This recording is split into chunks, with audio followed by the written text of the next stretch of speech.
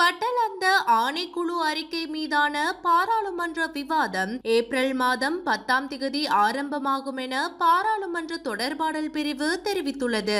இந்த விவாதம் 2 கட்டங்களாக நடைபெறும் என்று அதன் பதில் பணிப்பாளர் ஜயலத் பெரேரா தெரிவித்துள்ளார். ஏப்ரல் 10ஆம் திகதி வியாழக்கிழமை காலை 11:30 மணி முதல் மாலை 5:30 மணி வரை பட்டலந்த வீடமைப்பு திட்டத்தில் சட்டவிரோத தடுப்பு மையங்கள் மற்றும் சித்திரவதை அறைகளை நிறுவிய மற்றும் பராமரித்தல் தொடர்பான விசாரணை ஆணைக்குழுவின் அறிக்கை மீதான விவாதத்தை நடத்தவும், மே மாதத்தில் மற்றொரு நாளை 2வது நாளாக விவாதத்திற்கு பயன்படுத்தவும் முடிவு செய்யப்பட்டுள்ளது.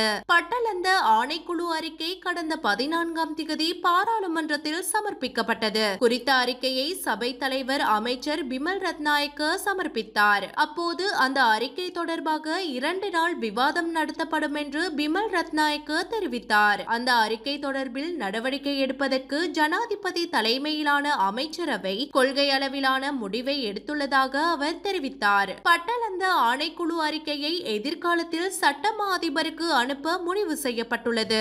ஆணைக்குழு அறிக்கை தொடர்பான மேலதிக நடவடிக்கைகளுக்கான ஆலோசனைகள் மற்றும் பரிந்துரைகளை வழங்குவதற்காக ஒரு சிறப்பு குழுவை நியமிக்கவும் ஜனாதிபதி நடவடிக்கை எடுத்துள்ளதாகவும் இதன்போது தெரிவிக்கப்பட்ட நிலையில் தற்போது குறித்த பட்டலந்த அறிக்கை மீதான விவாதத்திற்கான திகதி அறிவிக்கப்பட்டுள்ளமை குறிப்பிடத்தக்கது.